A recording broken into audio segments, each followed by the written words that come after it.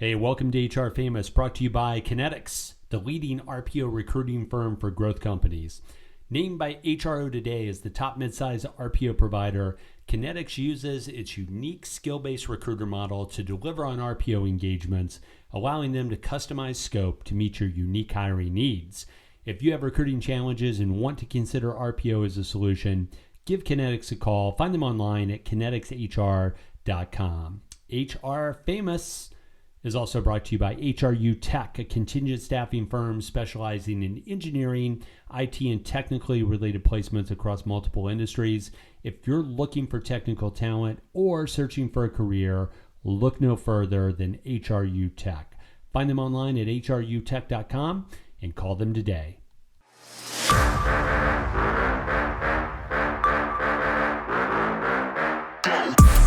Happy New Year. It is 2021. I am JLee and welcome to HR Famous. It feels so good. It feels so good. And I'm here with my friends Tim Sackett, Chris Dunn. You guys, welcome to a new year. How does it feel, Tim, to be in the new year?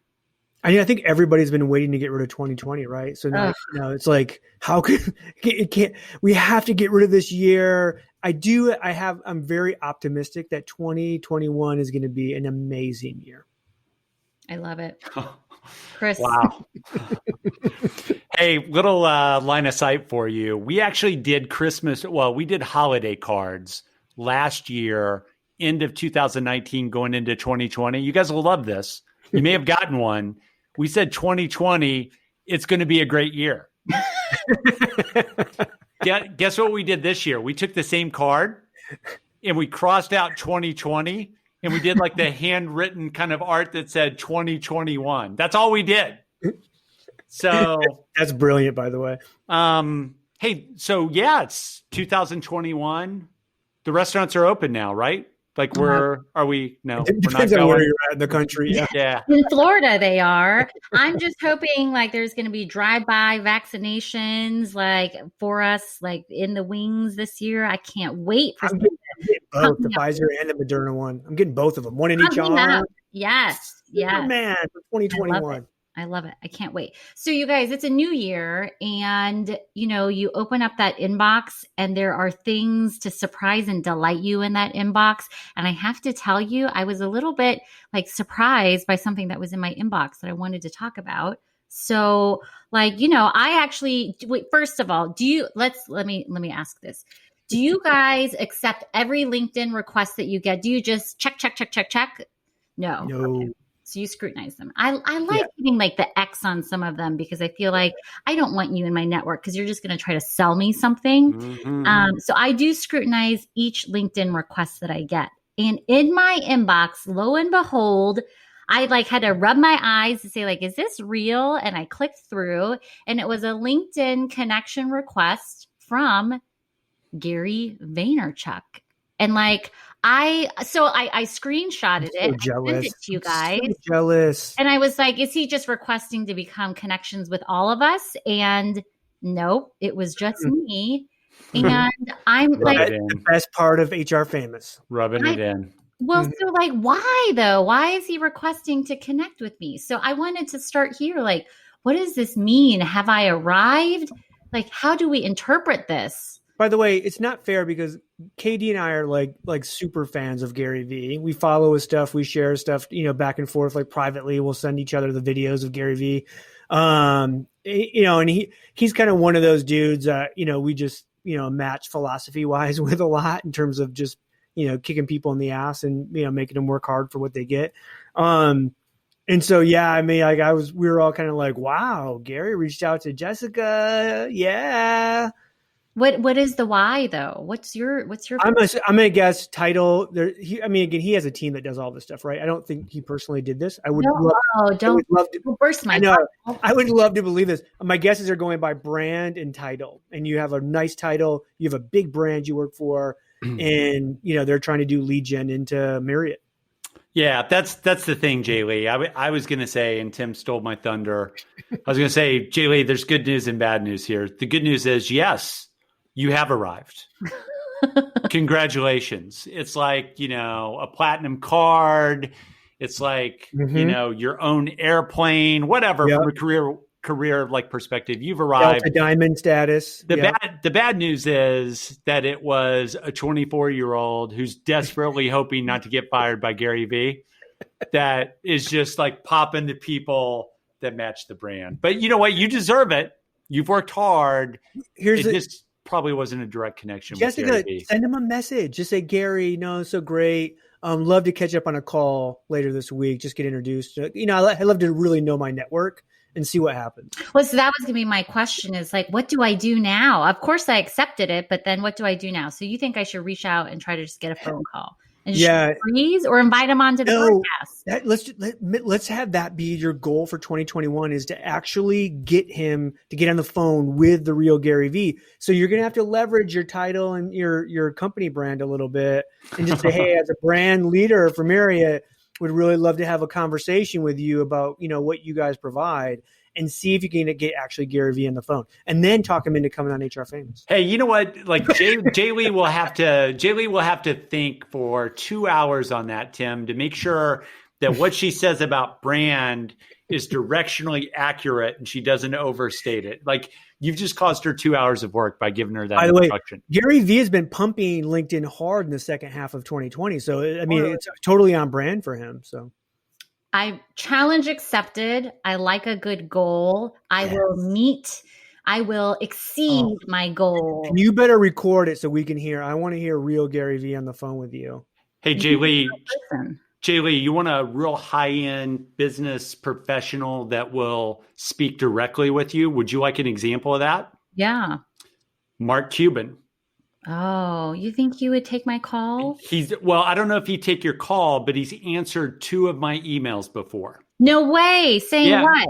Just like 1 or 2 line answers. He's infamous for like plowing through emails. He doesn't give you much.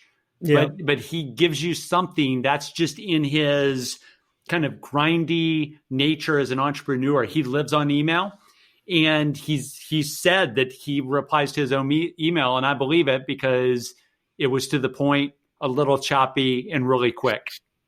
I love it. Right. Okay. All right. Challenge accepted. Challenge. Yes. 2021. Let me go for it. And if I strike out with Gary Vee, but I'm going to work my hardest to accomplish his goal. Mark Cuban, here I come. I actually feel like we could probably reach him on TikTok because he's there. He's on it with his daughter. Yeah. Yeah. Here we go. By the way, he's super funny too on TikTok about his daughter. He just busts on his oh my gosh, it's so funny. He's like bad dad jokes and so many other things. Mm-hmm. All right. Well, it's time for us to cut to one of my favorite features. I hope that I am featured someday, on the pod for this. Who knows? Maybe if I'll ever get there. It's time for CHRO. Oh, God. You want to do that again? That's an outtake. The time when I was like, Chris, done. CHRO, move of the week. Let's get that music.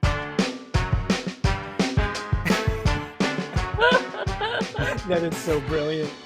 Just keep going. Don't we can't cut this out. It's almost like she forgot how to spell it. CHR. Oh.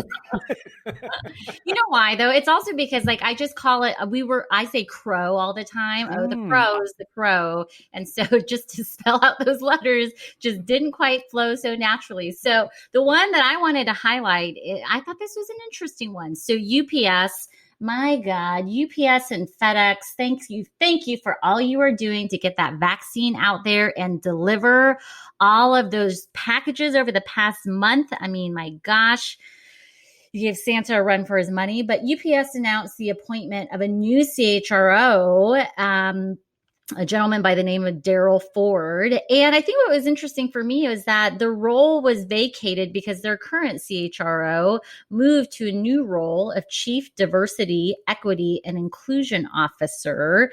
And so love it when I see a big brand making moves and some interesting profiles of people who are coming into the mix. So actually where I wanted to start was the outgoing CHRO, Charlene Thomas, who is now their Chief diversity, equity, and inclusion officer, their chief DEI officer. And so like a few things. One, what do you guys first make of this idea that she was the CHRO and now is the chief DEI officer as a new role? Mr. Dunn, let us start there and talk about that. What does that say? Wow. There's a lot there. So it's not a lateral move.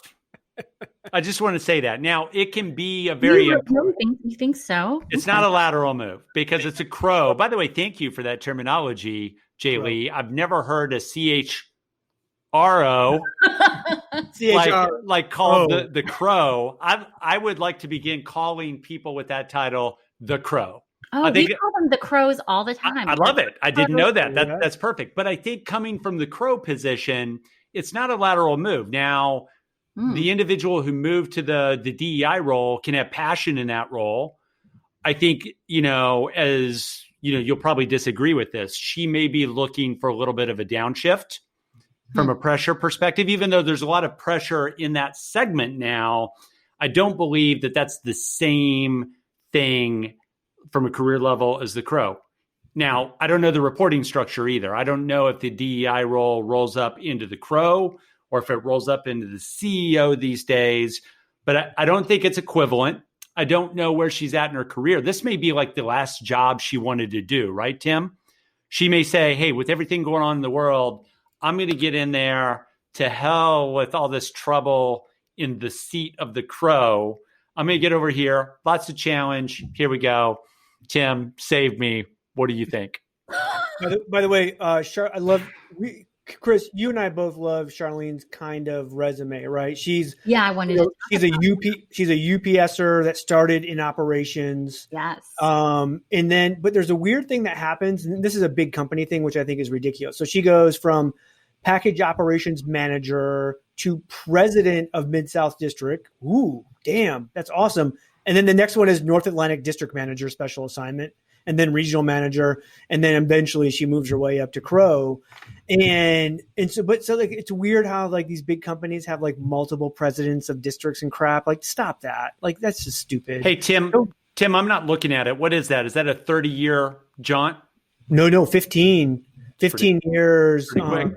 MBA, undergrad from Temple. And by the way, she also went to Westtown High School in the college prep program. Apparently, I don't know why people put their high school diploma on their LinkedIn profile, but good for her. Anyways, I agree with Katie. I don't know this for a fact, but like what it tells me is that she was probably underperforming in the CHRO role, and we're going to move her over into this chief diversity officer role and bring in another CHRO, right? And by the way, the CHRO they bring in comes with all the T's and C's and all that stuff as well. Like this dude has major company, major education, not to say she didn't, but she's like major brands, right? Honeywell, Shell, Xerox, DuPont, a JD from Rutgers, a master's from Rutgers. Again, is he a doctor, Tim? Well. Is he a doctor? He is not. But anyways, very very big credentials as well. I mean, again, I don't. They could just be like, "Hey, we just want to expand our C-suite," and Charlene was, gracious enough to move over into this role, which we feel is very strategic in 2021. But I don't think most people in our world would say, "Oh, I'm going from CHRO to chief diversity officer as a promotion." I don't, or a lateral move. So can I ask you guys this, like put your headhunter and like long HR experience hat on. So incoming CHRO, Darrell Ford, one of the things like big brand experiences at DuPont, Xerox, Shell. But like one of the things I was interested by was like his stints in his most recent CHRO type roles have been like 2 years, 3 years, 3 years, 4 years. And like when you're the number one HR person, is that long enough time to like make an impact, dig in and show like your ability to lead an HR function? It's a long enough time to cover that executive contract you signed for 2 years. Is that what it is? Yeah, it's that. Hey, it's that, but it's also like organizational change, right, folks? So if you, JLee, if you look and you see like a rapid succession of 4 changes like that, it's kind of like the guidance we give job seekers who are normal people, right? You know, in today's world, don't we generally think that everybody has a miss in them? And by miss, I mean, you know, something where you got in and 7 months later you were out for a variety of reasons. I think anybody that has like a big resume, like at a solid professional level, has the ability to do a miss. I've got more, but Tim wants to come in. Well, no, I'm looking at Charlene's thing. I'm looking at UPS and how like it's all over the place, right? In terms of her experience. And then she went CHRO and now she's going diversity. Do you think potentially from a succession, they're setting her up for COO, CEO material? And that's why you have her take this move. Yeah. I mean, she's been like in operations, in HR, like it's been a huge range out in the market, like in the field, and then back into corporate. That's an interesting. Hey, if you were wondering, if you were going to look at like the true meaning, you probably have to go back and look at the HR leaders at UPS before her. Yeah. Because if you saw like, you know, if the new CHRO has all this big brand experience and big box experience, no matter how short, if you go back and look and it's been people that were up from the business repeatedly, to me, that's a decision that's made to say, hey, we've got to like upgrade in a way that has visibility to the outside world in terms of what's going on. Now, back to the new CHRO in rapid succession, you know, JLee, if there's 3 or 4 of those quick stints that are like 2 years, 3 years, if there's 3 or 4 of those, I'd say in today's world, you go 1 or 2 and organizational change happens and you're out. But, you know, you get to like 3 or 4 of those and it becomes more problematic at some point. Although if you're good and, you know, you've got people that'll vouch for you, you're in good shape. Hey, by the way, before we leave this topic, I've got some comments just on UPS as a job. Are we ready for that, JLee, or do you want to wrap it up? Yeah, I like the big brown. Let's do it. So I grew up in small town America. I grew up in rural Missouri. Got to tell you this, like when I was growing up, JLee and Tim, being a UPS driver was a job of note. So imagine young Chris Dunn growing up in a town of 2,000 in the middle of Missouri. When the UPS truck hit the streets of Memphis, Missouri, it was a big deal. And that guy, like from the time I can remember it through like whatever, my early adult years, like post-college, same guy had the job. Because you would have people that, you know, ran routes and were like lifetime, no accidents, like these big, big careers. And it was like a really good job. And here's the interesting thing, JLee, I want you to react to this. Now what we see, and maybe it hasn't been like this even in Metro America. Now there's so much e-commerce going on and there's so many people driving that it's a total transactional job. Like when we have to hire, when I'm lucky enough to be in resume flow and understand what's going on for some of the limited blue collar recruiting work we do at Kinetics, and I see UPS drivers, I see short stints now. I don't see people making a career of it. And I think that's because this e-commerce delivery thing is built on the backs of like low paid labor. Does that make sense, JLee? So it's just really interesting to me how that core job at UPS has changed. Well, part of me wonders though, like, is it also like location and geography has to have something to do with it, right? Like, might be. Yeah. Yeah, I'll say the same thing. When I graduated high school, Katie, there was 3 dudes I graduated with that were friends that all went right into the UPS warehouse in our city with that goal of, hey, we know we're going to load trucks. By the way, truck loaders were only allowed to work part-time, so they didn't have to pay benefits. So they only got like 30 hours a week. But the goal was, hey, you put 3 solid years of working part-time and busting your butt, you're going to be a driver, and that's the golden ticket. And they all made it that way, you know. By the way, I was walking through the living room the other night and just happened to see Kevin James getting promoted to supervisor at a UPS type company on King of Queens. It was like classic. So he got promoted in an interim capacity, and then he got put in the job full time, and he didn't want anything to do with it. By the way, in case anybody's wondering, it all worked out. He got his friend Deacon in the job. Nice. Hey, well, by the way, we're also going to know on Charlene if this was her choice or if this was a push move in the next 12 months, if you see her go to a big brand at CHRO, because she has the resume to be a CHRO anywhere in the country and the world with what she's done. Someone's going to want to hire her if she's not happy in the role she was taking. Yeah, but my guess is going to be she's been a UPSer for more than a decade. It's a new position on the company's executive leadership team. Who knows who she actually reports to, but I'm going to guess she's going to put some time in that role. Charlene Thomas, Darrell Ford, we look forward to your LinkedIn invites forthcoming after you hear us talking about you. You'll be just as exciting as my Gary V LinkedIn invite that hit my inbox. So hey, Charlene's young too, man. She's an up and comer. Yep, love it. By the way, Chris, if you had to wear that brown uniform every day for the rest of your life, the brown shorts that are a little too long. Right. You know what would happen, JLee, is I'd probably roll up the sleeves a little bit just so I could show the guns, right? I'd probably get some demerits, right? Like when I rolled into the warehouse because I forgot to roll them back down.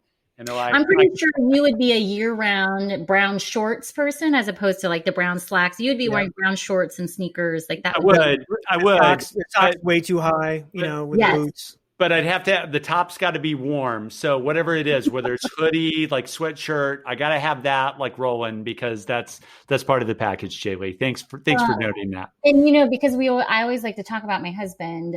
Like when we first started dating, it drove me nuts. His go-to snowboarding outfit, it was this brown North Face jacket and brown North Face pants. It was like a completely brown outfit. And we would go to like snowboard. I'm like, you just look like a UPS driver out on a snowboard. And it drove me nuts because I was like, it's the worst color choice. Like, just ew, why? So I wasn't a fan snowboard fashion. That's love. That's love that you kids made it through that. I know. Yeah. Coming up on 10 years, you guys. It's amazing. Thank you. Let's see if we survive COVID together. Okay, so it wouldn't be a podcast episode without us musing about like the state of affairs of being virtual, remote, the COVID life we're living. I cannot believe that this has been going on as long as it's been going on because this is just insane. But a headline caught my eye recently because it was an announcement from one of the big brands we all like to talk about. Who knows whether or not they're a monopoly? I don't know. But I love like seeing the latest from folks around like, what are we doing as far as being permanently remote, going back to work, et cetera? So Google was actually the latest to have some developments as far as what they're doing in the land of virtual or remote work. And what I thought was interesting was their CEO made an announcement. I think it was really internally. And then, of course, other people got wind of it to say that they're going to keep being remote for a period of time, but that this is not a permanent way of life, and that at a certain point in time, you're going to be expected to start showing up back at the office. And the thing that caught my eye specifically was that they also said that employees should live within a commuting distance to their assigned office, which is to say, like, you can't live up out on like the slopes or otherwise for the rest of your life and just be remote. Like, you got to come back to the office. Is part of that because Google like invested so much money in Silicon Valley that they don't want now to have that stuff like go by the wayside when everyone moves away? Like, I think it's crazy. But I was on a call with the Workday folks this week, and their CEO and Neil basically said the same thing. He's like, look, we feel that like salespeople and some marketing people can work remotely really well. But like product people, development people, like it's necessary for us to kind of be face to face and work together, in tight quarters to really get our best work out. And it's not, doesn't mean that we won't have more flexibility. We will. But like we still have to be in person, to get the really good workout, done. Are you tired of talent and HR podcasts that sound like corporate training videos? Same. Talentless is the no-fluff show about hiring, leadership, culture, and what's actually going on in the world of work. Talentless is a podcast for recruiters by recruiters. Hosted by Desiree Goldie and Ashley King, they're smart, occasionally salty, and never afraid to say what everyone else is thinking. Listen wherever you get your podcasts and subscribe at talentlesspodcast.com.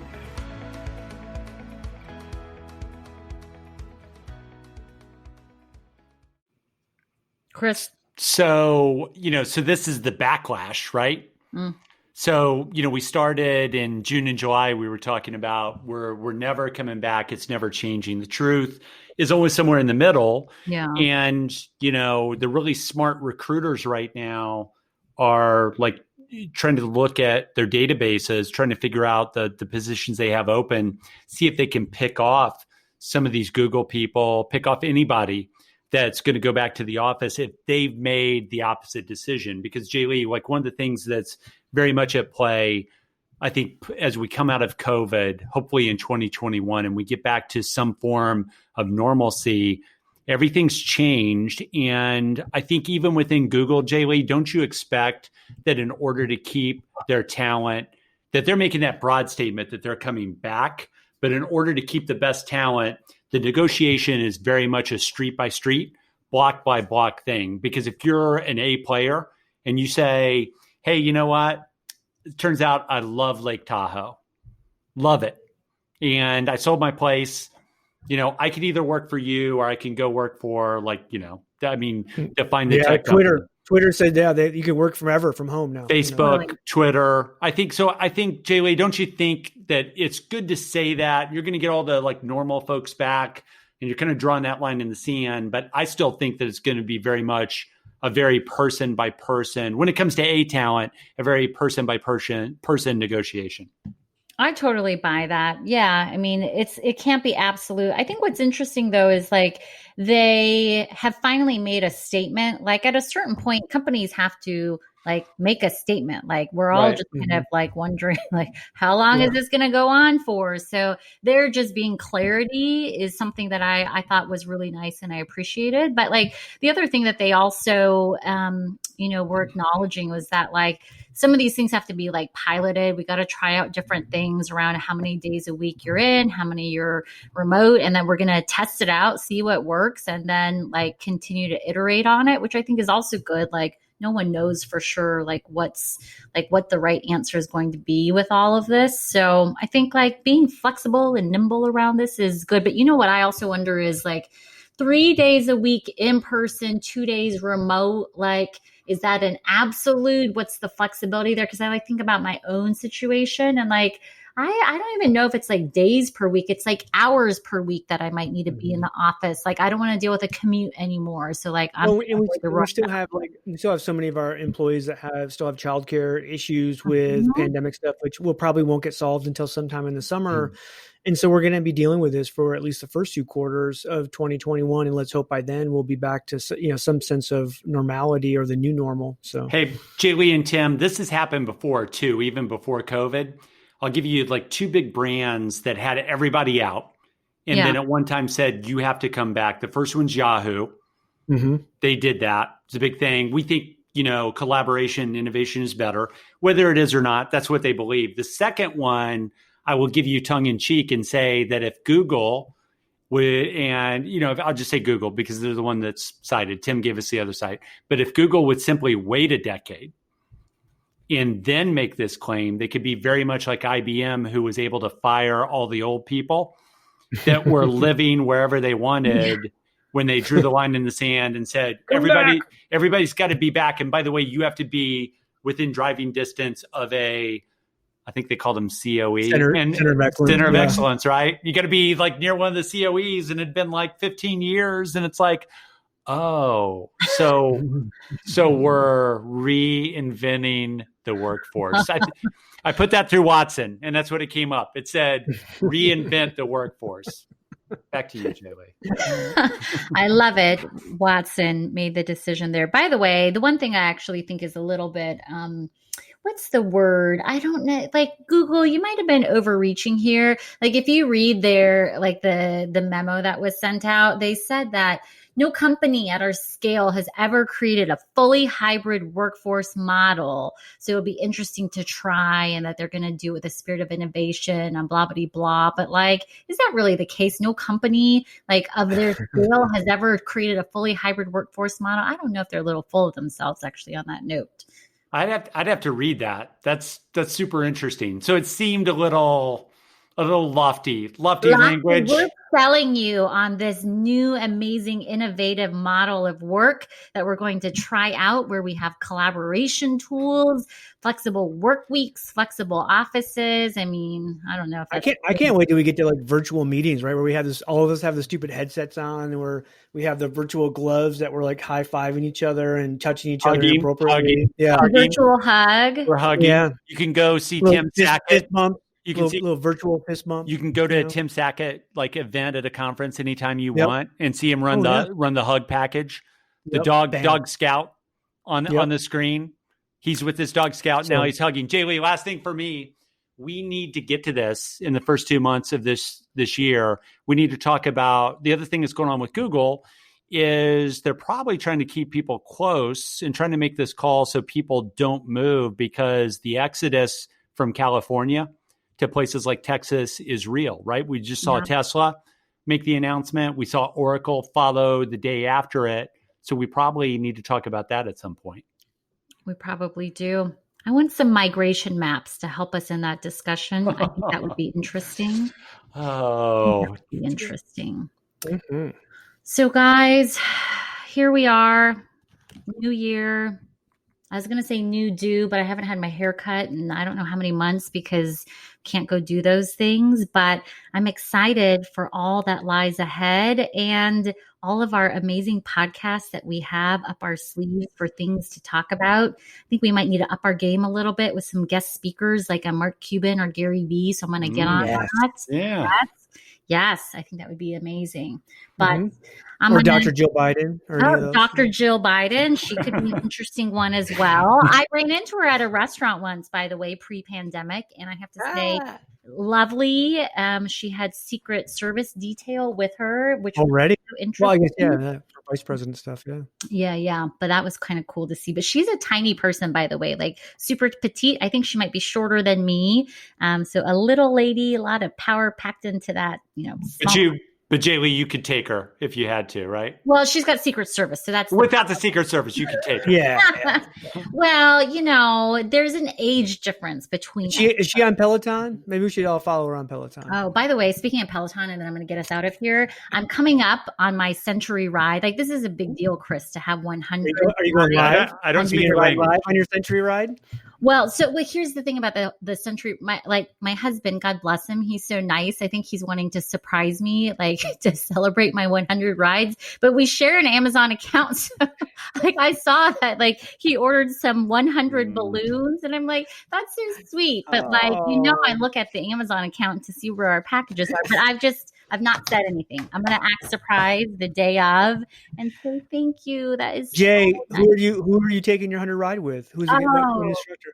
I haven't decided. I'll let you know in case maybe you in a live ride too. It might be like Tune Day or maybe Alex. I think Alex because he'll kick my butt and then I'll get a PR out of it. So I know nothing about Peloton. I was thinking maybe Sergio for you, JLee.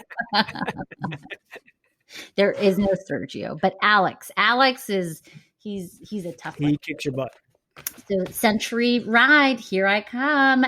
Well, with that, we are going to call it an episode. I am Jessica Lee, and I'm signing us off for my friends Chris Dunn. CHRO. Chris Dunn. You guys are using the CHRO verbiage. You've adopted it. I know you love it. So we are out.